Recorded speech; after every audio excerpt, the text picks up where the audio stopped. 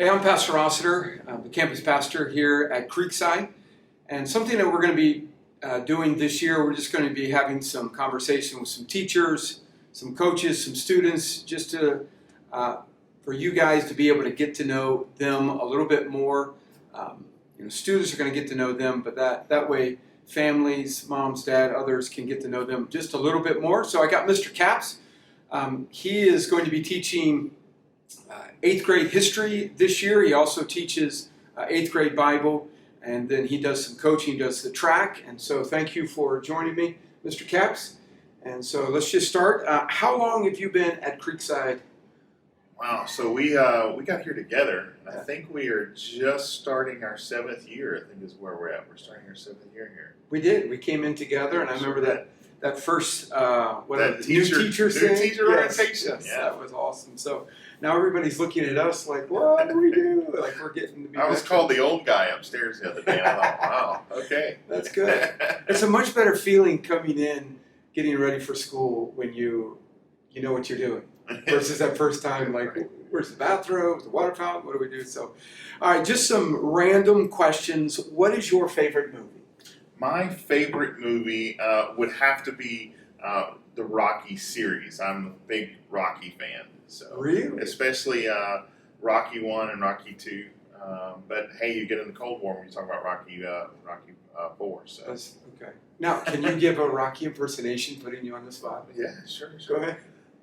Adrian! We did it! That's good. I don't know if any of them probably have ever seen No, probably Rocky, not. Rocky 1 or 2. I know Cooper, my 6th grader, is like, what is this? This is... Anyway, I don't think they see it like we see it. It's a good movie. All right. I know you love to grill. So your favorite meat to grill? Okay, so now I have to ask you a question. I'm going to ask you a question now. Are we talking about grilling or are we talking about smoking? So when I wrote the question, I just meant grilling, like you slap it, like burgers on a grill. So I'm talking about grilling. Okay, well, grilling then, my favorite is a burger. So I have my own burgers that I make and my own creations of them. And so my actual favorite burger is called the Second Mile Burger is the one that I make. So. And didn't you enter that in a contest? I did enter that one into a contest. And did that one win? No, I lost to a turkey burger. How did that happen? I don't know. But I lost to a turkey burger that was spinach and feta. But no, mine is actually made of half lamb, half ground beef with bacon on a pretzel bun. Oh, my word. That sounds amazing. So, because you mentioned it, so what would you want to smoke? Okay, so now for smoking something, then my favorite thing to smoke would either be country-style pork ribs or a pork butt. So, to be able to get some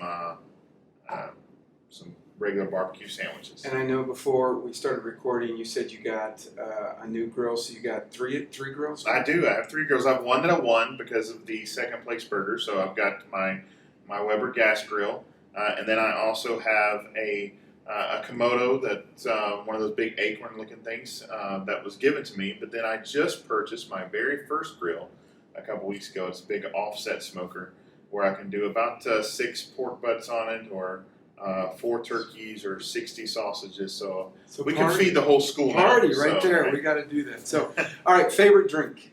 All right, so before diet, it was sweet tea, but I haven't really had any sweet tea since October. But now we're looking at Cherry Coke Zero. Cherry Coke or Zero. Coffee. Coffee now has become my go-to. That's it right there. There's no doubt coffee. So water, you're a water drinker? I'm still wrapping my head around drinking water. So Camden always is like, why would you drink water? You have all these other right, things it's everywhere. I don't want to drink it. No. All right, so life verse, maybe short explanation why it would be your life verse? Philippians 3:13-14. It's actually been that since I went on a mission trip when I was 14 years old to Mexico.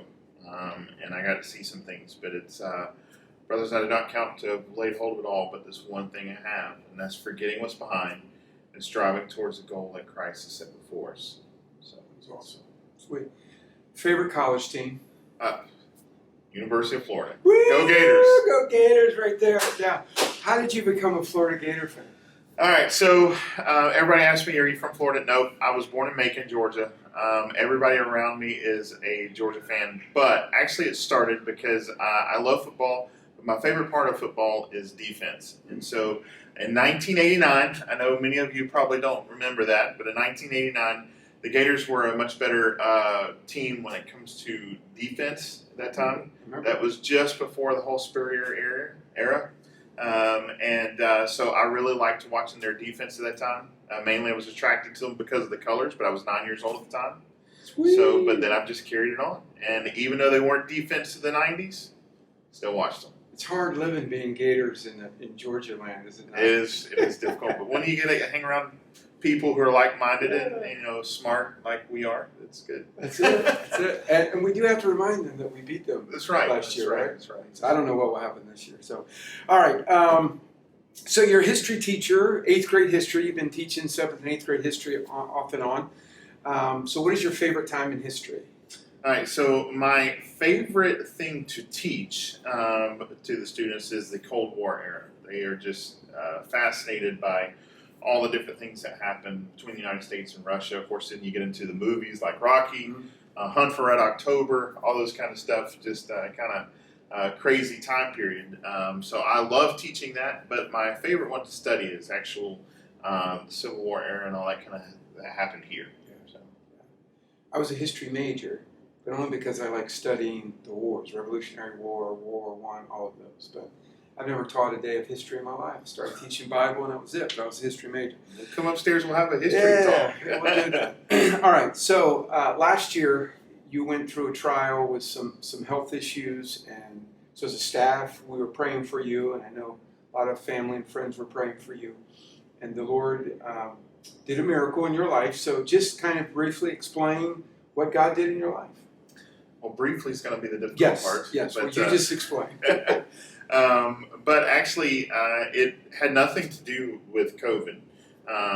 But starting in about February of COVID year, I actually started having these pains in my abdomen area, having some difficulty breathing at night. And of course, everybody thought it was COVID, but it wasn't. Did a whole lot of studies and tests and all this other kind of stuff, and kept coming back negative. I didn't have any really blood issues. They thought they said I was borderline diabetic, but still didn't have diabetes. So eventually somebody ordered an ultrasound on my abdomen, and that's when they found out that I had an enlarged spleen and an enlarged liver. My liver was 22.5 centimeters, which, if you don't know, that's roughly about 8 inches. They said that they start getting nervous in men if their livers are above 12 centimeters. So I was double their nervousness. And so they thought I was a drinker. I was not a drinker. So what it ended up being, in the longer scheme of things, they said I had what is called, it was essentially cirrhosis of the liver, some dead parts of my liver, and non-alcoholic fatty liver disease is what it was kind of constituted as. It was something that my gastroenterologist looked at me and he goes, well, now we know what's going to sign your death certificate. He said it's not going to be the thing that's going to kill you, but it's going to cause something that is going to kill you. And he said, so it's just a matter of how long you want to live with it. It's not reversible, even though the liver is the one organ that can heal itself. It's not reversible. They just said, you've got to lose some weight. So I remember October of last year, I was 404 pounds on October the 16th. I said, okay, I got to make a change. I've got this thing. I'm going to live with it. It is what it is, but I do want to live longer. So for my family, That's good. for my students and everything else. So I have lost almost 70 pounds now. So I'm trying to get down to 280. Right now I'm stuck. I'm it ain't going anywhere. But through all of that, I had some more tests done, and they were trying to see how bad the cirrhosis in the liver was. And I got a call back from the doctor, the liver specialist in Atlanta. I remember I'm driving back home, And he says, "Hey, this thing that's not supposed to be irreversible. Like there's nothing you can do about it." He says, "You don't have it. You don't have it anymore." And he said, the worst part is you have a little bit of fat on your liver. And he says, if you keep losing weight, it's going to come off. Your liver is just going to be fine and just normal. And so I saw that as a complete miracle. And the part of the reason is that I had to learn something. My students prayed for me every day, and they kept saying, "We're going to pray for Mr. Capps' liver." And it kind of got to where I thought they were joking. You know how students are. Yes. So I thought they were just, "Oh, Mr. Capps' liver." Yeah. And so I got to the point. I said, "Okay, guys, it's okay. It's irreversible. I mean, it's just a matter of me just living my life right now." And I said that to them. And then I had to go back to them last year and say, "Hey, I'm sorry." And God taught me something that He would even heal me despite the fact of my own faith, but the faith of others that He would heal me. So I owe a lot to my students last year. That's awesome. I remember the Thursday devotion where you came in and we've been praying for you as a staff, and then you just mentioned, you said, "Hey, this is what the doctor said, that it's gone." And so amazing. Sometimes that's why he said having childlike faith. Once we begin to grow up, we begin to think, this is what the doctor said, this is what's going to happen. That's the way I took it. That's it right there. So that's amazing. That's awesome.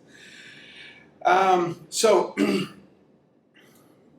we're going into a new school year. Obviously, every school year you have no idea what's going to happen, challenges.